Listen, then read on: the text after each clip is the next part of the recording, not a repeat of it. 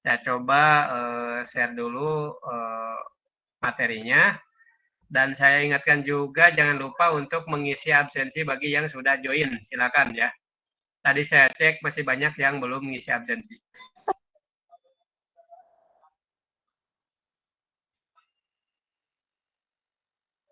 Sebentar.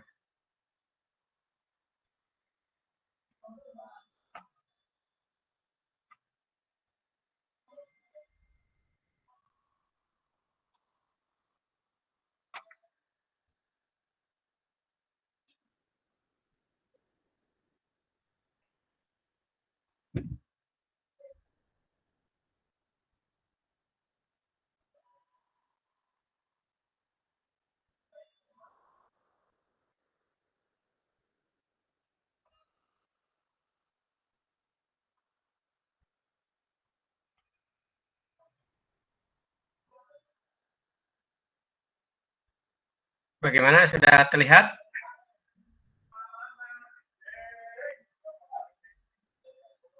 Sudah terlihat, Pak. Nah, ya. Oke, ini saya di bengkel, jadi mungkin agak berisik juga suara mesin ya. Dan di sini ramai juga nih. Mudah-mudahan tidak mengganggu jalannya perkuliahan.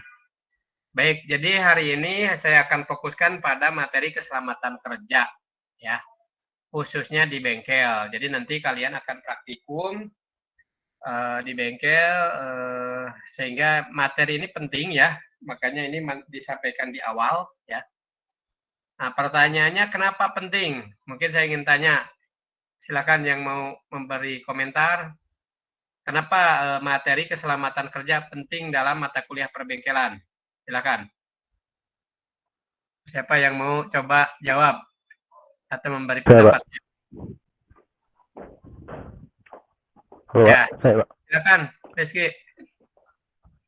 Materi ini penting karena apabila kita memasuki area bengkel, di situ kita akan dijaga keselamatannya dan tidak terjadi hal-hal yang tidak diinginkan, Pak, seperti kecelakaan kerja dan segala macam.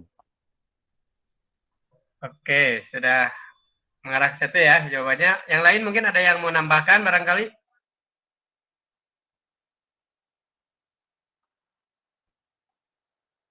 Apakah ada?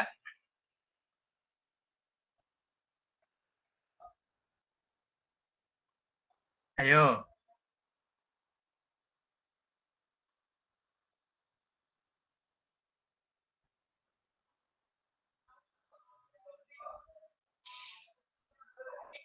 Oke, jadi yang lain nggak ada yang komentar lagi nih? Oke, betul ya. Tadi yang disampaikan Rizky, bahwa ini penting, mengingat di bengkel itu ada potensi bahaya ya. Kalau tidak bekerja dengan baik, artinya memperhatikan prosedur ya, menggunakan alat dengan benar, menggunakan peralatan keselamatan kerja. Nah, itu akan menimbulkan bahaya ya. Jadi ada potensi-potensi bahaya sehingga kita harus mengenalinya ya. Setelah kenal, setelah tahu apa ya, mengantisipasinya ya. Nanti di mata kuliah ini akan diberitahu beberapa teknik atau pengendalian untuk bahaya tadi ya. Oke, selanjutnya, nah, ini adalah gambaran untuk bengkel yang baik yang seperti apa ya. Di sini kesempurnaan dari semua faktor yang berpengaruh terhadap tata letak bengkel. Berarti pengaturan tata letak atau layoutnya harus benar ya. Nah, ini juga untuk menunjukkan bahwa kalau tertata dengan baik, rapi gitu ya, ada mesin, ada tools, alat yang lain gitu ya, ada bahkan ada namanya toolman ya yang memang suka menunggu untuk pinjam peralatan gitu kan. Nah, ini sudah tertata dengan baik ya. Jadi layoutnya, tata letaknya, pengaturan dan sebagainya. Kemudian pemuatan mesin, tenaga kerja, ruang bengkel. Nah, ini bagaimana pengoptimalan dari ruang bengkel yang ada ya. Kemudian penggunaan mesin dan juga pengaturan personil atau tenaga kerja. Ya, di situ ada pengaturannya diatur ya. Untuk operatornya, untuk penataan mesinnya gitu kan, ruangannya dan sebagainya. Kemudian pengaturan tata letak yang memudahkan pelayanan. Nah, biasanya antar satu bagian ke bagian lain dan itu merupakan rangkaian proses harusnya tidak berjauhan, sedekat mungkin ya.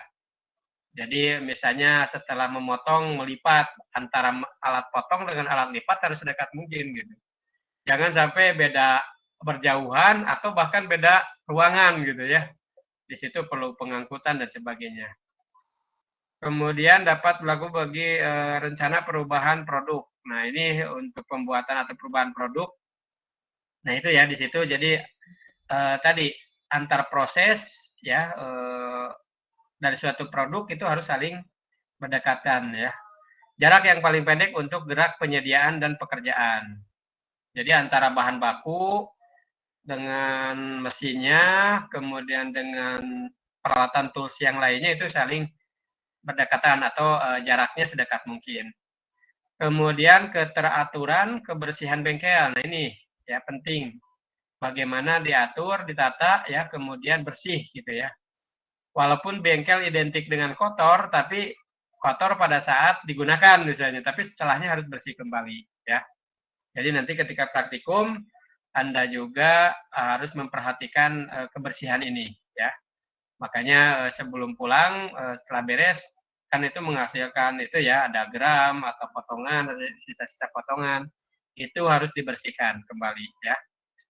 Kemudian keselamatan kerja dan lingkungan. Nah, ini yang tak kalah penting bagaimana untuk mengurangi resiko terjadinya kecelakaan ya.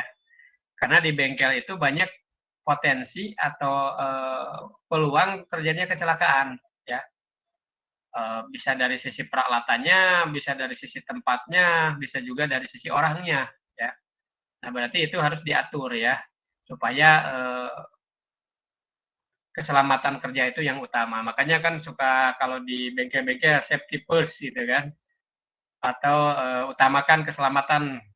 Nah, itu adalah untuk mengingatkan ya bahwa di bengkel itu ada potensi yang mengakibatkan kecelakaan kerja atau potensi bahaya, maka kita harus berhati-hati ya. Dan juga menggunakan peralatan sesuai dengan SOP-nya ya. Ini gambaran bengkel yang baik ya. Untuk jenis bahaya di bengkel, nah ini kalau dilihat dari definisinya, segala sesuatu di tempat kerja, baik secara fisik maupun mental, dapat membahayakan pekerja. Perlu pengetahuan dalam upaya meminimalisir bahaya saat bekerja di bengkel. Jadi, bahaya itu bisa berbentuk fisik, bisa juga mental ya.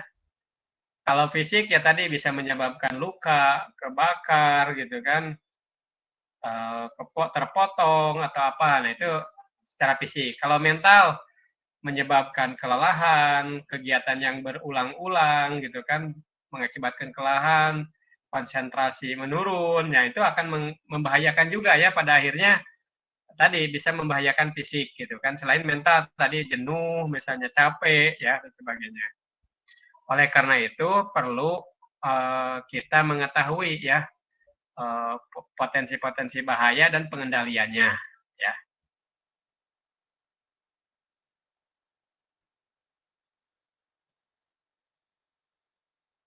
Jenis bahaya di bengkel ya ini ada beberapa. Yang pertama bahaya terhadap keselamatan akibat kecelakaan dan luka secara langsung. Jadi kalau terjadi kecelakaan atau luka secara langsung bahaya terhadap keselamatan contohnya ini benda-benda panas dan lantai yang licin misalnya ya.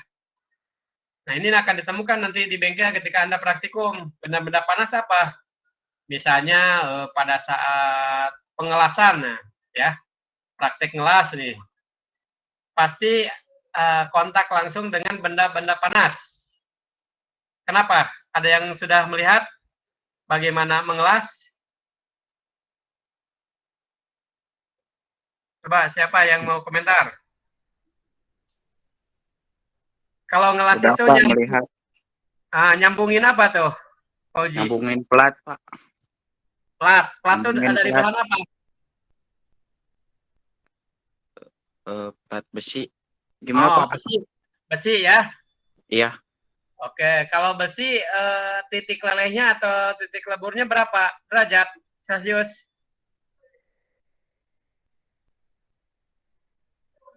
Oh, itu yang belum tahu, Pak. Lupa. Ada yang bisa bantu yang lain? Kan pernah belajar di mata kuliah bahan ya, harusnya ada di bahan teknik atau material. Berapa derajat? Titik leleh 1538 derajat Celcius, Pak. Oke, nyari ya, itu dapat 1500. Kebayang ya? Itu besi, titik lelehnya 1500, berarti suhu di situ 1500 itu. Air panas aja yang 100 derajat kena kulit melepuh gitu. Nah, itu salah satu contoh potensi bahaya terhadap keselamatan akibat tadi yang benda-benda panas ya. Jadi benda kerja yang kita sambungkan itu di bagian yang kita sambungkan itu suhunya sehingga mengakibatkan tadi meleleh ya dan nyatu antara dua benda tadi, logam tadi itu 1500 lebih ya. Kemudian untuk benda-benda bergesekan misalnya pada saat ngebor ya, mata bor dengan logamnya itu juga kan bergesekan. Nah, itu juga panas ya. Kemudian lantai yang licin. Nah, lantai licin ini juga berbahaya ya, bisa terpleset, jatuh. Nah, ini akibatnya apa dari apa? Bisa dari fluida yang tercecer, bisa oli, bisa air ya, atau fluida lainnya gitu kan. Nah, ini makanya perlu dibersihkan ya. Mungkin kalau Anda pernah servis motor ya di tempat servis, di situ kan juga ada ganti oli dan sebagainya. Mungkin di situ juga suka ada cecerannya ya. Nah, maka biasanya di akhir tuh dibersihkan ya. Biasanya menggunakan apa tuh? Gergaji kayu ya untuk menyerap dari oli atau cairannya. Ya. Kemudian bahan kimia berbahaya seperti gas, uap, cairan atau debu yang dapat membahayakan tubuh. Ya. Contohnya bahan-bahan pembersih atau pestisida ya. Nah, ini juga merupakan jenis bahaya nih. Jadi kategorinya bahan kimia ya di situ. Kemudian ancaman bahaya lainnya adalah hal-hal yang belum termasuk dalam kategori di atas. Jadi belum bukan terhadap keselamatan, bukan juga zat kimia ya. Di situ dapat menimbulkan bahaya yang dapat melukai atau mengakibatkan sakit. Bahaya ini terkadang tidak terlihat jelas karena tidak mengakibatkan masalah kesehatan dalam waktu dekat. Nah, ini berarti jangka panjang ya. Nah, contohnya adalah kebisingan ya. Jadi kebisingan itu merupakan bahaya lainnya ya, tidak masuk kategori kimia, juga tidak langsung bahaya terhadap keselamatan secara langsung ya. Karena itu dalam jangka panjang gitu mengakibatkan misalnya pendengarannya berkurang atau bahkan hilang gitu ya. Nah, itu kebisingan. Kemudian ada penyakit menular atau gerakan yang berulang-ulang. Ya, ada repetition di situ. Itu juga bisa menimbulkan bahaya ya. Jadi dalam jangka panjang. Misalnya megang bagian mesin yang bergetar gitu ya. Nah, yang bergetar mungkin pada saat itu nggak langsung terjadi luka atau apa ya. Tapi kalau terus-menerus dalam jangka panjang itu akan mengakibatkan bahaya ya. Jadi misalnya tangannya jadi apa gitu ya, kalau bergetar terus ya. Seperti itu. Selanjutnya, nah untuk pengendaliannya, di sini ada 3 pengendalian ya terhadap bahaya yang mengancam keselamatan ya. Yang pertama pengendalian teknik, ada pengendalian administratif, dan ada peralatan pelindung pekerja ya. Jadi ada 3 pengendalian di sini. Kita bahas satu persatu. Pengendalian teknik ya. Pengendalian teknik adalah pengendalian yang terbaik karena menghilangkan bahaya yang ada atau menghilangkan kemungkinan bahaya tersebut mengenai pekerja.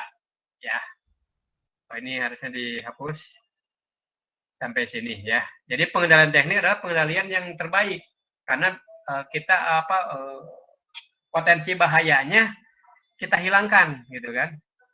Ya. Kemudian sasaran dari pengendalian teknik adalah bahaya yang ada secara langsung dan efektivitasnya tidak tergantung pada perilaku pekerja. Ya. Jadi kalau ini langsung sumber bahayanya nih yang kita reduksi ya.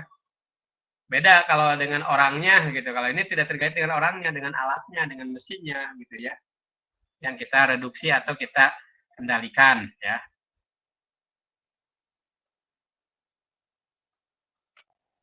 Kemudian dalam pengendalian teknik di sini mendesain kembali proses produksi. Ya, kita desain ulang gitu kan proses produksinya. Misalnya dengan mengganti motor berbahan bakar bensin dengan motor listrik untuk menghilangkan polusi asap. Ya. Misalnya motor bensin atau motor diesel gitu kan, di situ penggunaan bahan bakar ya. Dan di situ menghasilkan polusi asap ya. Nah, kita ganti dengan motor listrik. Aman ya, langsung asapnya hilang. Nah, motor listrik gak ada asapnya ya. Kemudian selain asap sebenarnya suara ya. Tadi kebisingan, berarti terkait kebisingan. Kalau motor listrik halus suaranya ya. Tapi kalau motor bakar atau motor bensin berisik ya. Mungkin kalau diukur nanti berapa desibel ya. Jadi dalam jangka panjang akan mengakibatkan gangguan pendengaran ya. Dari kebisingan tadi ya. Kemudian memasang peralatan pengisi pada mesin untuk melindungi tangan. Nah, jadi pada mesin-mesin tertentu di situ kan untuk inputnya, misalnya input bahan-bahannya atau bahan bakunya, di situ disediakan hopper misalnya. Jadi tidak langsung tangan masuk ke situ ya. Akan berbahaya gitu kan kalau misalnya masukin tangan ke komponen yang berputar, misalnya penggiling dan sebagainya. Tapi kita buat hoppernya yang aman gitu ya. Kemudian menggunakan metode basah untuk mengurangi tingkat debu. Nah ini untuk supaya debunya tidak terbang, maka kita buatkan metode basah sehingga debu tersebut nempel ya. Nah kalau udah nempel ya tidak terbang lagi debunya. Kalau berterbangan dia terhirup oleh kita ya, masuk ke paru-paru, gangguan paru-paru atau gangguan saluran pernapasan atau ISPA ya disebutnya. Nah ini akibat dari debu gitu kan. Kemudian mekanisasi proses produksi seperti penggunaan ban berjalan untuk menghilangkan debu yang terjadi pada proses penyendokan ya. Nah, mungkin Anda juga pernah lihat untuk memindahkan itu kan operator atau tenaga kerja itu bisa kalau belum ada ban berjalan mungkin dengan cara di-skop gitu kan, dipindahkan, dilempar gitu. Nah, kalau gitu kemungkinan terjadi debu ya. Makanya dipasang ban berjalan atau konveyor sehingga bahan bisa mengalir tanpa menghasilkan debu gitu kan ya. Untuk pengendalian teknik lagi ini menggunakan produk yang lebih aman ya. Menggunakan bahan kimia yang tidak beracun, tidak berdebu atau tidak mudah terbakar ya. Jadi kita gunakan yang aman nih ya untuk bahan kimia. Kemudian mengganti peralatan lama dengan peralatan baru yang menggunakan sistem pelindung. Biasanya kalau yang dulu-dulu mungkin belum memperhatikan safety ya. Nah, kalau yang terbaru ya itu sudah dilengkapi dengan sistem pelindung ya. Kita ganti berarti kalau di sini ya karena langsung menghilangkan potensi kecelakaan atau potensi bahayanya. Kemudian mengisolasi proses atau mengisolasi pekerja dari proses ya. Memasang penutup pada peralatan yang mengeluarkan bunyi yang keras. Jadi ada peredam suaranya ya. Membangun ruang pengendali di mana pekerja terlindung dari kebisingan, panas atau asap beracun ya. Ini contoh-contoh dalam pengendalian teknik ya. Kemudian Yang lainnya memasang ventilasi buangan lokal atau local exhaust ventilation, ini yakni sistem ventilasi yang secara langsung dipasang pada tangki bahan kimia, meja las, dan tempat kerja untuk menyedot racun pada udara secara langsung. Jadi dibuang ya, jadi tidak udara yang beracun tadi tidak di ruangan tersebut gitu ya, tapi kita hisap dan dibuang keluar. Ya. Keuntungan dari pengendalian teknik adalah dapat menghilangkan bahaya secara total atau menghilangkan kemungkinan pekerja terkena bahaya. Jadi tadi dengan pengendalian teknik ini si sumber bahayanya diminimalisir ya dengan bisa dihilangkan atau diganti dengan yang lebih aman tadi ya. Nah, walaupun tadi kelebihannya banyak, ternyata ada juga kekurangannya dalam pengendalian teknik ini. Yang pertama, biaya dari pengendalian teknik mungkin amat mahal dan menyulitkan pengusaha kecil untuk mengaplikasikannya.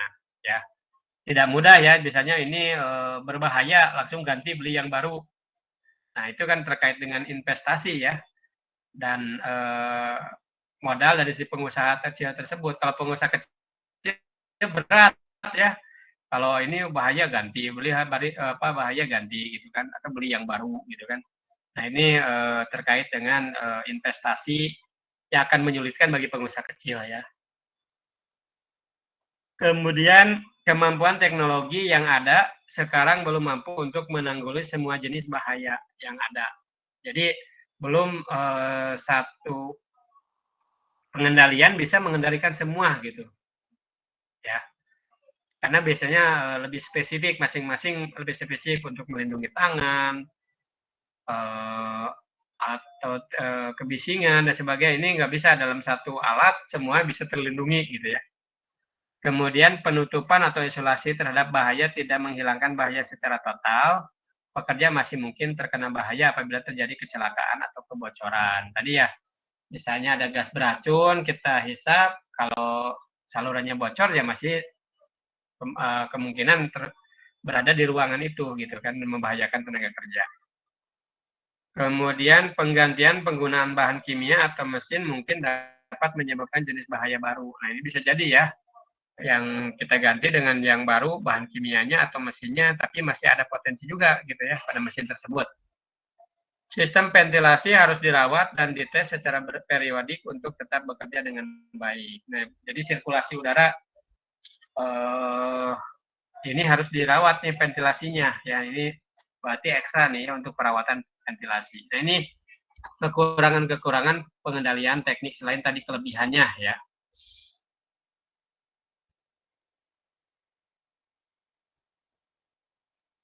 Oke, biar suaranya ini saya coba off cam juga ya.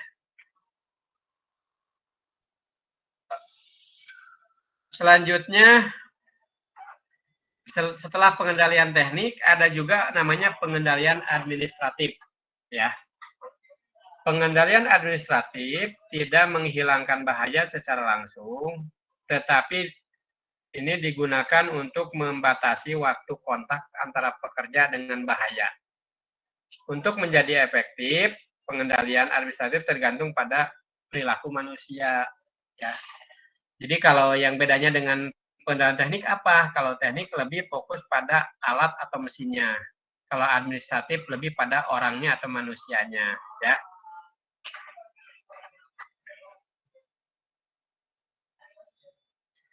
Beberapa pengendalian administratif, yang pertama menggilir tempat pekerja antara pekerjaan yang berbahaya dengan pekerjaan yang tidak berbahaya sehingga waktu kontak dengan bahaya dapat dikurangi. Jadi karena kita identifikasi nih, oh ini bahaya, ini aman gitu kan. Nah ini digilir untuk operatornya supaya tadi potensi kena bahayanya lebih sedikit waktunya gitu. Kalau misalnya full seharian kan berarti 8 jam misalnya. Nah, kalau kita bagi, kita gilir misalnya menjadi 4 jam berarti ada 2 operator di situ gitu ya. Menambah jam istirahat untuk mengurangi waktu kontak dengan bahaya. Nah, ini juga agak mudah ya.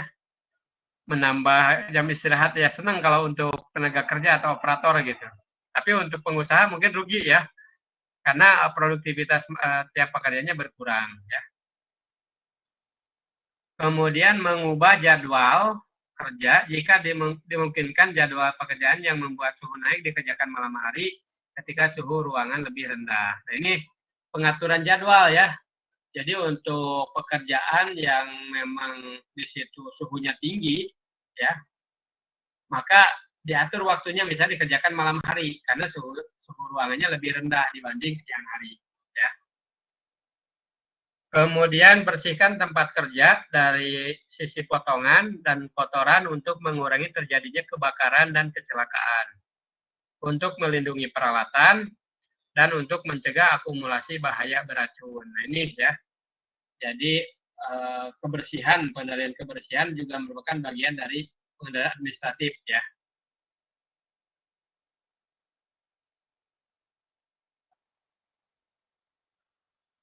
Kemudian untuk pengendalian administratif yang lainnya yaitu meningkatkan fasilitas kesehatan dan kebersihan seperti memberi tempat bagi pekerja untuk mencuci muka dan tangan sebelum makan dan minum, melarang makan dan minum di tempat kerja, memberi tempat agar pekerja dapat mandi setelah shift dan meninggalkan pakaian kotor di tempat kerja. Nah, ini ya.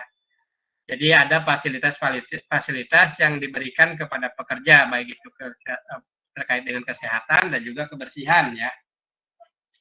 Contohnya tadi ada tempat cuci tangan gitu kan, agar setelah kerja untuk sebelum makan misalnya cuci tangan terlebih dahulu.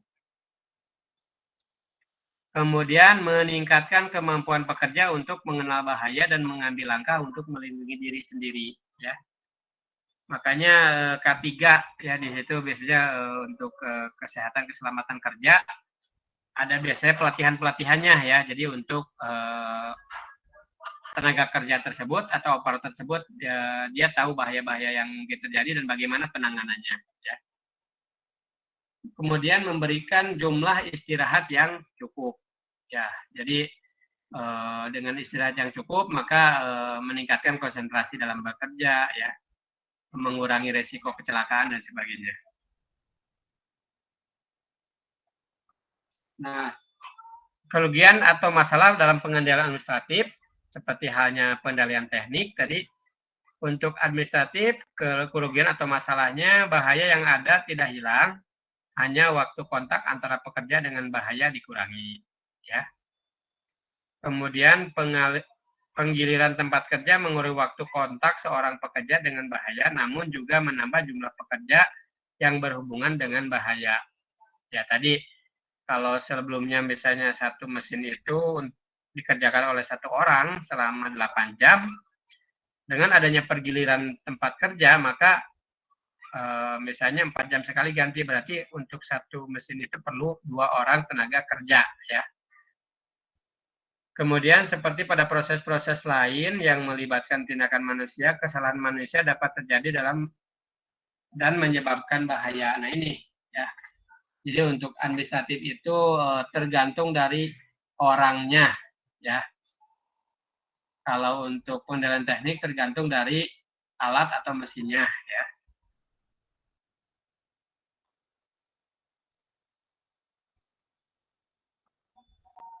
Kemudian yang ketiga adalah peralatan pelindung kerja.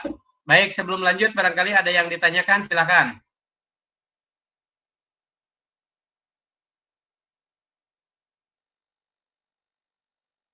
Terkait dengan pengendalian teknik dan pengendalian administratif. Apakah ada pertanyaan? Silakan. Pak, mungkin saya izin bertanya, Pak. Ya, gimana, Krisna? Pak, kalau yang ini itu berkaitan dengan nanti yang K3 nggak ya, Pak? Apa bagaimana, Pak? Apa K3 lebih ke arah bagaimana begitu? Oh iya, jadi ini sangat terkait ya. Keselamatan kerja, keselamatan dan kesehatan kerja sangat terkait gitu. Ini lebih pada pengendaliannya ya. Jadi tadi ada yang baru 2 nih. Jadi terkait dengan pengendalian teknik yang mereduksi dari potensi bahaya secara langsung dari peralatan atau mesin yang ada ya. Kemudian administratif bagaimana pengaturan orangnya, SDM-nya gitu. Ini sangat terkait tentunya ya. Ada lagi? Terima kasih, Pak. Ya. Oke, kalau tidak ada kita lanjutkan dulu. Jadi yang ketiga adalah peralatan pelindung pekerja, ya. Jadi tadi yang pertama pengendalian teknik terhadap alat mesinnya ya atau potensi bahaya kita hilangkan, kita reduksi. Yang kedua pengendalian administratif, bagaimana pengaturan orangnya, manusianya ya, pengaturan jam kerja, kemudian istirahat dan sebagainya. Nah, yang ketiga ini peralatan pelindung pekerja ya atau alat keselamatan kerja ya. Di sini penggunaan peralatan pelindung pekerja adalah sistem pengendalian bahaya yang paling lemah ya. Kenapa lemah? Ya di situ potensi bahayanya tetap ada, cuman ini dilengkapi dengan pelindung pekerja gitu, atau peralatan keselamatan kerja. Sebagai contoh tadi ketika ngelas itu kan akan menimbulkan panas ya, suhu tinggi sampai merah gitu kan ketika hasil lasannya itu. Nah, maka operator dilengkapi dengan sarung tangan las misalnya. Jangan salah ya, jangan pakai sarung tangan kain gitu kan. Ketika lupa kepegang tuh hasil lasan ya kebakar kalau sarung tangan kain ya. Nah, kalau sarung tangan las biasanya dari kulit bahannya ya, sehingga tidak langsung terbakar gitu kan. Jadi kena itu juga anget aja gitu. Tapi kalau lama-lama ya kebakar juga ya kalau ditempelin lama-lama. Nah, ini artinya di sini potensi bahayanya tetap ada, cuman kita lindungi dengan peralatan keselamatan kerja ya. Kemudian peralatan pelindung digunakan sebagai cara terakhir untuk melindungi pekerja bila pengendalian teknik dan administrasi tidak mungkin dilakukan atau dalam keadaan darurat. Ya. Peralatan pelindung tidak menghilangkan atau mengurangi bahaya yang ada. Ya. Peralatan ini hanya mengurangi jumlah kontak dengan bahaya dengan menempatkan penghalang antara pekerja dengan bahaya. Jadi ada border gitu penghalang. Kalau misalnya tadi sarung tangan, jadi tangan kita nggak langsung kontak dengan sumber bahaya, tapi melalui sarung tangan dulu gitu kan, jadi terlindungi ya. Tapi tetap potensi bahayanya tetap ada, nggak dikurangi ya, tadi panas misalnya, atau getaran dan sebagainya. Banyak faktor yang dapat mengurangi efektivitas dari peralatan pelindung ya. Efektivitas sistem ini juga amat bergantung pada perilaku pekerja, jadi tergantung perilakunya, orangnya ya. Nah, kebanyakan di kita misalnya ketika ngelas saja ya, mungkin coba Anda perhatikan tukang las yang di pinggir jalan, mereka saya kebanyakan tidak pakai sarung tangan ya ketika ngelas itu. Jadi tangan langsung gitu, terbuka tanpa sarung tangan ya. Padahal tadi ketika ngelas suhunya tinggi melelehkan logam ya, suhunya bisa 1500 gitu kan. Nah, itu berarti kembali ke perilaku pekerja atau orangnya ya. Harusnya pakai, males, aduh susah gitu, jadi kagok, nggak dipakai ya. Kemudian kacamata, itu biasanya harusnya menggunakan helm las ya, yang tertutup gitu untuk muka, kulit muka dan sebagainya. Tapi kebanyakan udah males pakai itu, ribet pakai kacamata aja. Ya, kacamatanya juga biasa gitu ya, bukan kacamata las gitu. Nah ini berarti kembali pada perilaku atau orangnya ya. Peralatan pelindung yang ada dapat melindungi kepala, jadi ada pelindung kepala, telinga, pernapasan, ya, tangan, kaki, dan tubuh. Ya. Nah, nanti untuk praktikum di bengkel ada peralatan standar atau minimum yang harus dipunyai oleh masing-masing orang atau individu. Ya. Nah, ini beberapa ilustrasi ya untuk contoh peralatan pelindung. Apron, apron itu baju bengkel ya. Lebih baik kalau menggunakan apron atau wearpack ya. Tapi biasanya kita juga beri toleransi menggunakan jas lab ya, walaupun tidak cocok sebenarnya di bengkel menggunakan jas lab. Kembali lagi pada masing-masing ya, kalau misalnya harus beli diwajibkan juga jadi beban gitu takutnya ya. Maka minimal pakai jas lab ya. Kemudian ada penutup telinga atau earplug yang ini untuk melindungi kebisingan tadi ya, menghindari atau mengurangi kebisingan. Ada sarung tangan juga ada yang bermacam-macam, ini sarung tangan las. Ada sarung tangan plastik, ada juga sarung tangan kain ya. Nah, kalau las ya harus pakai sarung tangan las, jangan pakai sarung tangan plastik atau kain ya. Sarung tangan kain atau yang karet, bukan plastik, sarung tangan karet ya. Kebayang ya kalau karet megang besi yang membara gitu ya meleleh ya. Atau yang kain kebakar gitu. Nah, kalau ini aman ya kalau dari kulit ini. Kemudian ada Google ya atau kacamata. Kacamata juga ada kacamata las, ada kacamata biasa yang bening ya, transparan ya. Kemudian ada pelindung tangan. Nah, ini biasanya di pergelangan tangan. Jadi ada di sini apa yang mungkin dikancingan atau perepet ya, ada yang bisa dibuka lepas gitu ya. Kemudian sepatu. Nah, untuk di bengkel disarankan menggunakan sepatu kulit ya. Kalaupun tidak menggunakan sepatu tertutup. Ada yang sepatu sandal atasnya terbuka. Nah, ini kalau ada benda jatuh kena kaki sama aja ya. Tidak terlindungi karena atasnya terbuka gitu. Kalau ini tertutup ya. Kemudian yang paling kanan bawah ini helm las ya. Helm las ini dengan menggunakan helm las ini akan terhindar dari asap ya, asap las. Kemudian ini kacanya ini sangat hitam ya, tebal, jadi untuk melindungi dari silaunya percikan las gitu ya. Karena akan mengganggu kalau kita pakai tanpa helm las gini, kita lihat ngelas nanti pas las berikutnya kurang jelas penglihatannya, silau gitu ya. Nah, maka harus menggunakan peralatan yang tepat ya. Kekurangan peralatan pelindung kerja, kebanyakan dari peralatan pelindung yang tersedia didesain untuk ukuran pekerja. Nah, ini banyaknya peralatan itu dari Kanada, Eropa, Amerika ya, sehingga mungkin tidak pas bagi pekerja Asia. Tapi saya kira sekarang udah banyak ya yang memang disesuaikan dengan antropometrinya orang Indonesia gitu kan, ya, dengan tubuh operator di Indonesia. Kemudian peralatan tersebut dibuat secara khusus hanya untuk jenis bahaya tertentu. Jadi tidak ada yang multifungsi gitu kan, atau dengan alat satu bisa semuanya terlindungi. Nah, itu agak susah ya, jarang ya. Bahkan mungkin nggak ada kalau untuk semuanya ya. Kemudian peralatan tersebut harus digunakan dengan benar, sering diinspeksi dan dirawat sehingga dalam kondisi baik. Nah, ini kuncinya semua juga berada pada perawatan. Kalau perawatannya benar ya, maka sebuah alat atau peralatan keselamatan kerja ini akan awet gitu kan. Beberapa jenis peralatan, ada peralatan pernapasan, angin filter, sarung tangan, harus sering diganti agar tetap efektif. Beberapa jenis peralatan menciptakan masalah baru seperti panas bagi pemakai, mengurangi daya penglihatan dan pendengaran ya. Mengurangi kemampuan tangan dalam mencengkram, tidak nyaman, tidak praktis untuk dipakai gitu kan.